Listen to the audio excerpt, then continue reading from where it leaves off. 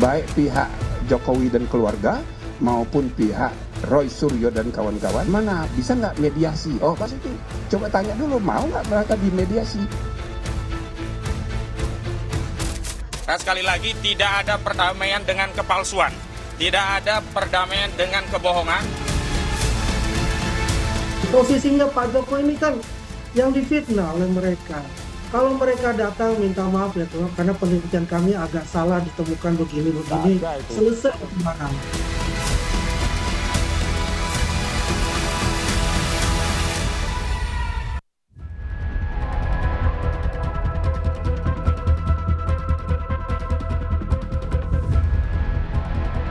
Kasus tudingan ijazah palsu Presiden ke-7 Joko Widodo memasuki babak baru. Setelah menetapkan 8 orang sebagai tersangka, kepolisian pun melakukan pencegahan ke luar negeri kepada Roy Suryo CS. Roy Suryo tidak mempermasalahkan tindakan pencekalan terhadapnya. Roy bilang dia tak punya urusan di luar negeri karena pengumpulan bahan pembuatan buku Black Paper yang mengungkap soal Wapres Gibran Rakabuming Raka sudah selesai. Saya sih senyum saja ya menjawab adanya statement bahwa kami itu dicekal ya gitu. Nggak apa-apa ya, toh sudah selesai. Udah pulang dari Sydney, Australia, dan bahan-bahan semuanya sudah komplit untuk pembuatan yang black paper itu. Setelah penetapan tersangka, polisi pun menyatakan para tersangka harus menjalani wajib lapor. Kuasa hukum Roy Suryo CS menyebut dalam proses penyidikan mereka mengajukan adanya gelar perkara khusus. Selain itu mereka juga mengajukan 4 saksi ahli dan meringankan. Hari ini sudah penyidikan sehingga tidak ada alasan bagi institusi Polri, apalagi di tengah wacana ya perbaikan kinerja institusi Polri, untuk tidak melakukan gelar perkara khusus sebagaimana sudah dilakukan oleh Mabes Polri pada Dumas yang dilakukan oleh TPUA. Hari ini kami akan mengirimkan surat secara resmi kepada Direktur Kriminal Umum Polda Metro Jaya tentang sejumlah nama ahli-ahli yang memang sudah kami siapkan, sudah berkomunikasi untuk bisa diperiksa di tingkat penyidikan agar ada kesetimbangan dari keterangan ahli hanya yang sebelumnya hanya dari penyidik. Kami harapkan juga bisa mempertimbangkan keterangan ahli dari kami. Setidaknya ada 4 ahli. 1 ahli bahasa, ya ahli bahasanya itu forensik, linguistik forensik, mohon maaf ya. Kemudian ada ahli pidana, kemudian juga ada ahli ITE.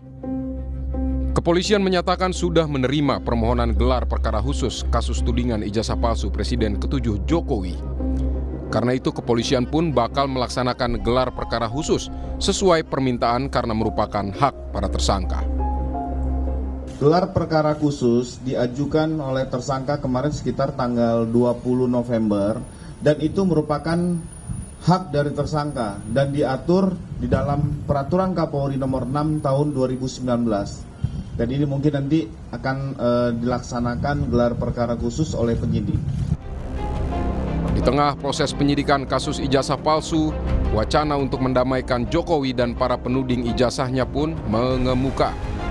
Komisi Percepatan Reformasi Polri, Jimli Asidiki, yang mengungkap usulan damai lewat mediasi, muncul dari aktivis 98 Faisal Assegaf saat audiensi dengan Komisi Reformasi Polri. Menurut Jimli, bukan tak mungkin jalur mediasi juga ditempuh dalam proses pidana apabila seluruh pihak mencapai kesepakatan. Muncul ide-ide antara lain misalnya Pak Assegaf tadi mengusulkan bagaimana bisa nggak mediasi? Oh pas itu coba tanya dulu, mau nggak mereka dimediasi? Ya kan? Baik pihak Jokowi dan keluarga maupun pihak Roy Suryo dan kawan-kawan mau nggak dimediasi? Nah, jadi status tersangkanya tetap, ya kan? Tapi dimediasi dulu. Kalau misalnya ditemukan titik temu, ya kan? Ya bisa tidak dilanjutkan pidananya. Tapi kalau seandainya tidak berhasil, ya lanjutkan nggak apa-apa. Tidak ada forum lagi yang bisa membuktikan keaslian atau tidak aslinya. Ton tidak bisa. Perdata sudah di Solo, ya tinggal pidana. Nah, kalau mau ya penal, mediasi penal namanya sesuai dengan Filsafat KUHP dan KUHAP yang kemarin disahkan, yaitu restoratif justice. Sebelumnya, Ketua Komisi 3 DPR Habibur Rahman juga memungkinkan kasus tudingan ijazah palsu Joko Widodo diselesaikan lewat mekanisme restoratif justice. Habibur Rahman bilang, KUHP yang baru mempertegas aturan restoratif justice, di mana penyelesaian masalah dapat dilakukan dengan mencari titik temu antara pelaku dan korban sehingga tidak perlu diteruskan secara hukum. Banyak sekali orang menjadi korban KUHP Orde Baru. Lihat misalnya rombongannya kelompoknya Roy Suryo dan segala macam. Itu kan korban KUHP Orde Baru. Kenapa? Ya. Kalau menurut standar KUHP baru, Roy Suryo CS ini penanganan kasusnya bisa dengan restoratif justice. Tapi di KUHP Orde Baru itu nggak diatur. Gitu loh. Kalau menurut KUHP baru ya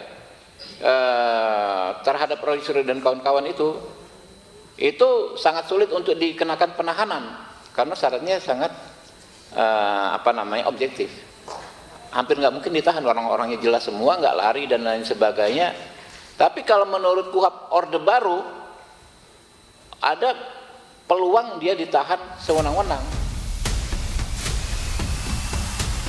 Menanggapi kemungkinan damai, Wakil Ketua Jokowi Mania Andi Aswan menyatakan sikap Jokowi selalu terbuka, termasuk kemungkinan damai. Namun menurut Andi, para tersangka yang menuding ijazah Jokowi palsu harus menunjukkan itikat baik dengan meminta maaf. Awal pun ya Pak Jokowi itu terbuka, pintunya terbuka untuk bisa bermediasi. Artinya begini, posisinya Pak Jokowi ini kan yang difitnah oleh mereka. Kalau mereka datang minta maaf ya karena penelitian kami agak salah ditemukan begini, selesai itu barang. Tapi kan ini kan masalahnya kan berkembang terus ya, bukan hanya masalah ijazah Pak Jokowi.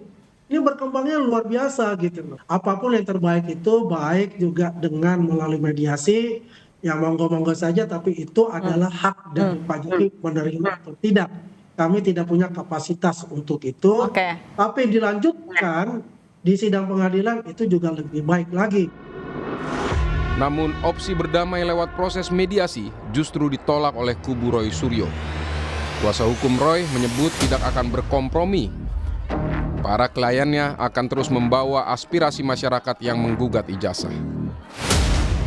Untuk tidak mempercayai siapapun yang mengaku-ngaku bertindak untuk dan atas nama tim juga kasus ini yang berusaha membangun narasi perdamaian dengan siapapun, termasuk ke lembaga manapun. Dan sekali lagi, tidak ada perdamaian dengan kepalsuan, tidak ada perdamaian dengan kebohongan, tidak ada kepalsuan dengan ketidakjujuran. Sekali lagi, tidak ada kompromi antara al-haq dan al-batil. Sehingga kami tegaskan kepada seluruh rakyat Indonesia, Pak Rismon, Pak Roy, dan yang lainnya tetap membersamai aspirasi seluruh rakyat Indonesia yang ingin membuka kasus ini sampai tuntas ke akar-akarnya. Sementara Roy Suryo bilang syarat mediasi adalah menghentikan semua proses hukum terhadapnya. Namun jika berdamai pun, Roy Suryo menolak menarik buku Jokowi White Paper yang sudah diterbitkan. Selesai. Nggak ada apa-apa dong. Jangan ikut-ungkit gitu. Iyalah. Gitu. Tapi bukunya tetap terbit gitu. Loh ya, kalau buku masa buku mau ditarik? Nggak mungkin lah. Dan buku itu ketika misalnya kemarin sudah ada undangan, misalnya buku itu mau dibahas di mana, ya biarkan aja. Itu kan diskusi ilmiah soal buku. Buku yang mau terbit, black paper, ya silakan aja. Itu buku kan beda. Ini kan soal Jokowi lain dengan soal anaknya kan. Dalam kasus tudingan ijazah palsu tersebut, polisi menetapkan 8 tersangka. Mereka adalah Roy Suryo, Rismon Sianipar, Tifauziah Tiasuma, Egy Sujana. Selain itu ada juga Kurnia Tri Rohyani, Rizal Fadila, Rustam Effendi, dan Damai Hariludi. Polisi menyatakan belum melakukan langkah penahanan terhadap para tersangka, namun mereka dikenai wajib lapor. Tim Liputan Kompas TV.